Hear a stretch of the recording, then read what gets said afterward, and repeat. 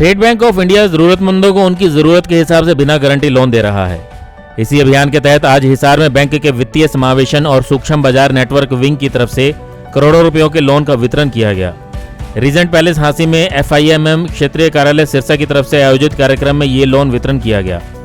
Bank अधिकारी के हिसाब से इस कार्यक्रम में सेल्फ हेल्प ग्रुप व ज्वाइंट लायबिलिटी ग्रुप को कृषि व छोटे रोजगार संबंधी करोड़ों रुपए के लोन का वितरण किया गया। मैत्री नामक इस कार्यक्रम में 100 से अधिक JLG को 2 करोड़, PM स्वनिधि के लाभार्थियों को 10 लाख से अधिक, 100 सेल्फ हेल्प ग्रुप को 1 करोड़ से अधिक के लोन चेक वितरित किए गए। साथ ही लगभग 12 करोड़ रुपए के करीब के कृषि लोन चेक वितरित किए। इस संबंध में लजीज रेस्टोरेंट में आयोजित पत्रकार वार्ता में FIMM चंडीगढ़ से आए महाप्रबंधक चंद्रशेखर शर्मा ने बताया कि सरकार देश में कोरोना के कारण उत्पन्न हुई स्थिति से निपटने के लिए पूरी तरह से तैयार है। सरकार चाहती है कि देश में पहले की तरह अर्थव्यवस्था पटड़ी पर लौट आए। इसीलिए कृषि क्षेत्र से जुड़े लोगों और छोटे उद्योगपति व्यापारियों को बैंक की तरफ से बिना गारंटी लोन देने पर जोर दिया जा रहा है।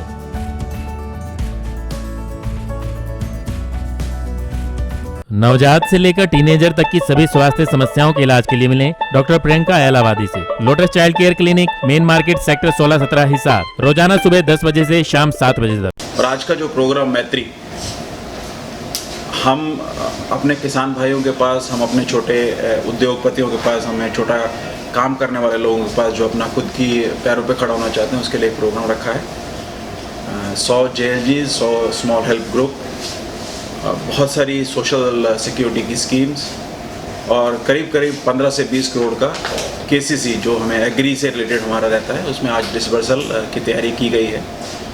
भाग सिंह जी यहाँ के जो मेरे इस पूरे सिरसा हिसार के एरिया को देखते हैं, वो मेरे साथ हैं और पिछले 4 दिन से तैयारी चल रही है, जिसमें हमें डिस्ट्रिक्ट एडमिनिस्ट्रेशन और हमारे बैंक के बड़े कर्मचारियों का पूरा सहयोग प्राप्त है। मुझे बताने में बहुत गर्व महसूस हो रहा है कि आज मैनेजिंग डायरेक्टर मिस्टर शेट्टी वो भी इस प्रोग्राम में जुड़ेंगे थ्रू हमारा जो टीम्स का सॉफ्टवेयर है, और वो पूरे प्रोग्राम को देखेंगे। और ये उन्हीं की डायरेक्शन से हो रहा है, क्योंकि हम ये चाहते हैं कि भारत अभी पूरी तरह से वापस, जैसे कहते हैं ना, फुल थ्रॉटल में या फुल स्पीड में वापस आ जाए, और हम अपने किसान भाइयों को और छोटे उद्योग में लोगों को बताना चाहते हैं कि बैंक आपके साथ खड़ा है और बैंक आगे भी आपके साथ रहेगा। सर क्या है, डिटेल में तो बताइए, इसमें क्या करेंगे? इसे देखिए, ऐसा है, स्मॉल हेल्प ग्रुप जो होते हैं हमारे SHGs, वो हम उनकी सपोर्ट करते हैं। उनका क्रेडिट जो है दिया जाता है उनको, पहले उनको अपने बैंक के साथ जोड़ा जाता है और बाद में उनकी ज़रूरत के हिसाब से उनको क्रेडिट जो है दिया जाता है। सिमिलरली जो हमारे JLGs हैं, देखिए क्या है कि ऑल ओवर इंडिया अभी लोगों के पास ज़मीन जो है कम होती जा रही है और इंडिविजुअल किसान शायद उतना आगे बढ़ के नहीं जो है बड़ी जो स्कीम्स हैं उसमें पार्टिसिपेट कर सकता। तो ये JLGs के थ्रू हम उनको एक छोटे ग्रुप्स बनाते हैं ताकि वो फैसिलिटीज़ ले सकें। JLG जॉइंट लायबिलिटी ग्रुप, जिसमें किसान भाई भी रहते हैं और छोटे उद्योगपति वगैरह भी रहते हैं। तो इसमें अभी शुरू हुआ है या अभी? नहीं, ये शुरू तो बहुत पहले से हुआ है। नाबार्ड ने इसको काफ़ी सालों से परस्यू कर रहा है, लेकिन हमारे इस हरियाणा इलाके में ये थोड़ा सा उसका फोकस पिछले करीब 3 महीने से लाया गया है। और हम बहुत सारे लोगों से जो हमारे जो हेल्प करते हैं इनको JLGs बनाने में, जो हमारे सहायक रहते हैं, NGOs वगैरह जो है, हाँ, तो उनकी मदद से हम ये JLGs बना रहे हैं ताकि छोटे से छोटे तबके को, जो हमारा ध्येय है कि आत्मनिर्भर भारत बने, उसके अंदर लोगों की सहायता हो। 3 महीने के अंदर कितना टारगेट पूरा कर लिया, कितने लोगों को जोड़ लिया, कितना ग्रेड दे दिया? आज जो है हमारा टारगेट आज 100 JLGs को था, लेकिन मुझे अभी बताया जा रहा है कि हम ये आज 120-125 JLGs करेंगे। हमारा टारगेट करीब 2 से 5 करोड़ था इन JLGs के लिए, तो ये हम इंक्रीज़ करके शायद आज उसमें से 2 या 2.5 करोड़ और करेंगे। और हमारा टारगेट है कि इस साल के अंदर, मतलब 31 मार्च तक, हम ये करीब इसमें 300 से 400 JLGs और जोड़ेंगे। टारगेट कितना बजट होगा? बजट देखिए, कृषि के लिए हमारे लिए बजट की कोई कमी नहीं है, हम बजट से नहीं जाते, बट हमारा ऐसा मानना है कि जो आपके यहाँ पे हम कितना कर रहे हैं टोटल टारगेट जो है 159, तो आप ये मान के चलिए कि 200 करोड़ के आसपास हम आने वाले 2 महीने के अंदर KCC और कृषि और इससे रिलेटेड उसमें देंगे। कितना रहता है परसेंटेज किसका? ब्याज का? ब्याज का परसेंटेज देखिए, ऐसा थंब रूल केसीसी में वही है, 7% का रहता है और उसमें 3% का सबवेंशन मिलता है अगर किसान अपना उसको हर साल रिन्यू करता है, पैसा इंटरेस्ट का वापस करता है।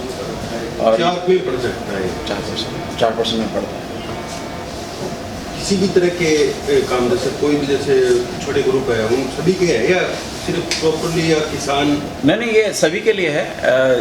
जो केसीसी एग्री से रिलेटेड है, एग्री से रिलेटेड जो एसोसिएटेड एक्टिविटीज़ रहती हैं उसके लिए है, और छोटे धंधों और उसके लिए सब तरफ के लिए। एक्चुअली जेएलजी एक खाली एक प्लेटफॉर्म है, जेएलजी कोई नई स्कीम नहीं है, जेएलजी खाली एक प्लेटफॉर्म है जो 4 या 5 लोग मिलके एक छोटा ग्रुप बनाते हैं। 4-5 लोग भी कर सकते हैं, वो स्वयं सेवा समूह तो बड़ा होता है। नहीं, वो भी स्वयं सहायता समूह में 10 होते हैं, इसमें जेएलजी में मोर देन 4 और मोर देन 4। उसका लिमिट, अपर लिमिट जो है नहीं है नहीं। बेसिकली एक्चुअली सरकार चाहती है कि हम हर तरह से किसानों की मदद करें।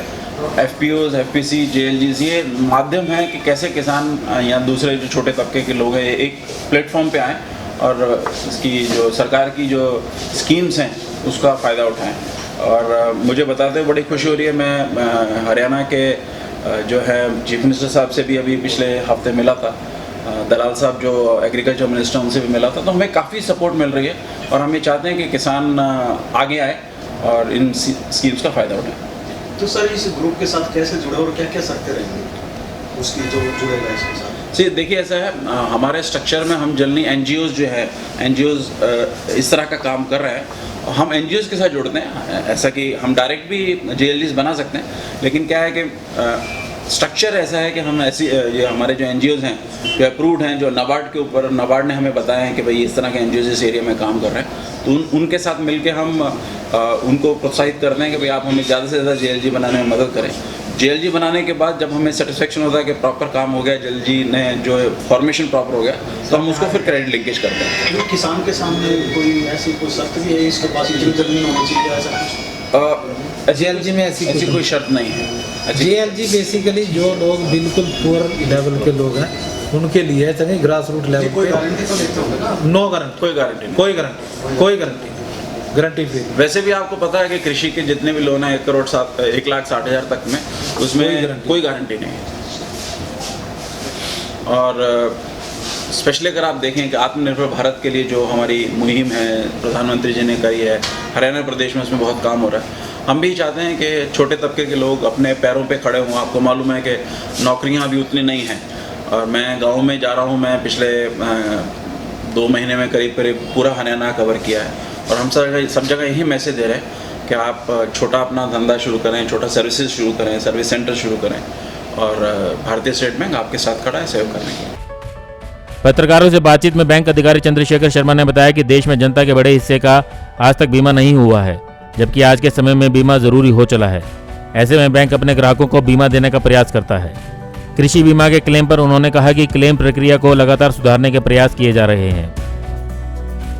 मैं मिस सेलिंग का आपको बताता हूँ। देखिए, ऐसा है, आज भी अगर भारत में देखें तो लोग इंश्योर्ड नहीं हैं। अगर हम डेवलपिंग कंट्रीज़ के मुकाबले में हमारा इंश्योरेंस का जो कवरेज बहुत कम है, तो हमारे यहाँ जो भी इस तरह की क्रॉस सेलिंग की जाती है, चाहे वो किसान के परिवार के लिए हो, या एक्सीडेंटल इंश्योरेंस हो, या SBI लाइफ हो, तो उसमें पूरा उसको समझा के किया जाता है।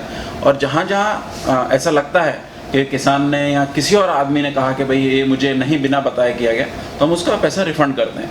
लेकिन सिस्टम फूल प्रूफ बनाया गया है कि जहाँ जब भी पहली बार सेलिंग होती है उसका क्रॉस चेक होता है, फ़ोन आता है, फ़ोन से बातचीत करी जाती है, और जो हमारी SBI लाइफ की जो सुविधा है वो तो 3 बार क्रॉस चेक होता है कि भाई आपने ये सोच समझ के ली है। और मैं आपसे यही रिक्वेस्ट करूँगा कि ये छोटे छोटे जो हम लोन ये अपनी इंश्योरेंस देते हैं, ये सबके लिए बहुत ज़रूरी है। अगर आप मान के चलें तो पाइप जो हमारा पर्सनल एक्सीडेंटल इंश्योरेंस है, जो आपको 1000 रुपये पे 20 लाख रुपए का बीमा देता है। मैं खुद करता हूँ, भाग सिंह जी ने किया, मैंने करवा रखा, सबने करवा रखा है। सी आप हम समझते हैं कि भाई आपको इंश्योरेंस डेथ पे है ना, पर्सनल एक्सीडेंट, हाँ डेथ पे है। उसी तरह के इस तरह की सी इंश्योरेंस जरूरी है, इंश्योरेंस जरूरी है, but at the same time हम किसी भी तरह की क्रॉस सेलिंग और मिस सेलिंग में विश्वास नहीं करते। और कहीं इस तरह की कंप्लेंट्स आती हैं जो कि बहुत कम है, तो हम उसको बात करके उसका रिफंड करते हैं। सर इंश्योरेंस जरूरी तो है, पर लेकिन जब इंश्योरेंस के क्लेम की बात आती है, इसी तरीके से जैसे हम एग्रीकल्चर लोन तो उसकी बात करते हैं इंश्योरेंस की, एग्रीकल्चर इंश्योरेंस तो कर देते हैं, बैंक भी करते हैं, पर लेकिन जब लेने की बात आती है, मान लीजिए किसी का खराब होगा तो बैंक वाले कहते हैं इंश्योरेंस कंपनी के पास जाइए, इंश्योरेंस कंपनी कहती है बैंक वालों के पास जाइए। नहीं, देखिए ऐसा है, इसकी कुछ गैप्स हैं। जैसे देखिए इसमें 3 एजेंसियाँ रहती हैं, 3 एजेंसियाँ इन्वॉल्व हैं, बैंक इन्वॉल्व रहते हैं, इंश्योरेंस एजेंसी रहती है, और जो गवर्नमेंट है, गवर्नमेंट के जो रेवेन्यूज़ के फिगर हैं, ये 3 चीज़ें आपस में कॉम्बिनेशन है, तो कभी कभी उसमें गैप रहता है। लेकिन हमारी तरफ से कोशिश रहती है कि जो भी इंश्योरेंस है क्लेम, उसको सेटल किया जाए। अब कभी कभी इंश्योरेंस के पार्ट पे इशू रह जाते हैं, कभी कभी हमारे पार्ट पे इशू रहते हैं, कभी कभी रेवेन्यू रिकॉर्ड्स के पार्ट पे इशू रह जाते हैं। तो लेकिन जैसा कि आप जानते हैं कि हमारी तरफ से कोशिश रहती है कि इसको जल्दी से जल्दी सुलझाया जाए, और अगर आप पिछले 2 साल 3 साल को देखें तो बहुत इम्प्रूवमेंट होगा इसमें। उदाहरण मैं देना चाहूँगा कि हमारे जैसे जानकार हैं, वो गाँव में खेती करते हैं, तो उनका कुछ एरिया खराब हो गया, मतलब कुछ पूरे गांव का नहीं खराब हुई खेती, तो उन्होंने करवाना ही छोड़ दिया इंश्योरेंस, क्योंकि 3-4 साल से उनको क्लेम ही नहीं मिल रहा, बोला जी पूरे गांव की खेती खराब नहीं हुई है। नहीं, देखिए ऐसा है, इसमें थोड़ी समस्याएं हैं, और सरकार भी इसको समझती है। इसलिए अगर आप देखें कि पहले जो कंपलसरी पीएम जो बीमा योजना थी, वो उसको अभी ऑप्शनल कर दिया। तो इस तरह के इश्यूज हैं जिसको सरकार भी देख रही है, और हमारी तरफ से अगर कोई ऐसे गैप्स हैं तो हम उसको जरूर देखेंगे। इस मौके पर उन्होंने ऐसे लोगों को अपनी सोच बदलने के लिए कहा जो बैंक से छोटी रकम लोन पर लेकर चुकाते नहीं हैं। उन्होंने चेतावनी दी कि छोटी रकम नहीं चुकाने पर ऐसे लोग बैंक से कभी भविष्य में लोन नहीं ले पाएंगे। मानता है कि मुझे वापस नहीं करना, तो जिंदगी भर आगे बैंक से लोन नहीं ले पाएगा। हम तो चाहते हैं कि ये सोच खत्म हो कि 10,000 ले, कल 20,000 ले, उसके बाद से लाख रुपए ले। लेकिन वो 10,000 रुपये अगर बैंक वाले समझाते हैं कोई नहीं आप ले लो, नहीं, ऐसा नहीं, यही सोच हम खत्म कर रहे हैं। यही ऐसा नहीं है। मुझे इस तरीके के आरोप भी लगते हैं ना, क्योंकि ये बैंकों के माध्यम से जो है पॉलिटिकल पार्टी जो भी होती है, सरकारें जो होती हैं, वो अपना बेनिफिट लेने के लिए इस तरीके के लोन डिस्पर्स कराती हैं। नहीं, ऐसा नहीं है, ऐसा नहीं है। देखिए ये स्कीम्स जो हैं, टारगेट होता है, ये स्कीम्स जो हैं हमें सरकार देती ज़रूर है, लेकिन सरकार के टारगेट्स हैं, और हम जो है वाइबिलिटी के ऊपर ये काम करते हैं। हम ये सरकार के डायरेक्शन पे काम नहीं करते। इंडिपेंडेंट हमारा क्रेडिट डिस्पेंशन का सिस्टम है और रोबोस्ट है। आज की डेट में बैंक जो है नंबर 1 पे खड़ा है। क्षेत्रीय व्यवसायिक कार्यालय सिरसा के क्षेत्रीय प्रबंधक भाग सिंह ने बताया कि इस मैत्री कार्यक्रम में हिसार के अतिरिक्त उपायुक्त, नाबार्ड के उप महाप्रबंधक, केंद्रीय भेड़ प्रजनन फार्म के निदेशक, NRLM के जिला कार्यक्रम मैनेजर ने भी भाग लिया। कार्यक्रम का उद्घाटन SBI के प्रबंध निदेशक R&B श्रीनिवासल्लू शेट्टी ने मुंबई से डिजिटली किया। ब्यूरो रिपोर्ट, नई ताज़ा न्यूज, हिसार। नवजात से लेकर टीनेजर तक की सभी स्वास्थ्य समस्याओं के इलाज के लिए मिलें डॉक्टर प्रियंका एलावादी से। Lotus child care clinic, main market, sector 16-17 Hisar. रोजाना सुबह 10 बजे से शाम 7 बजे तक। वीडियोस के लिए सब्सक्राइब करें हमारा चैनल नई ताज़ा न्यूज और दबाएं बेल आइकॉन ताकि आप मिस न करें कोई भी अपडेट।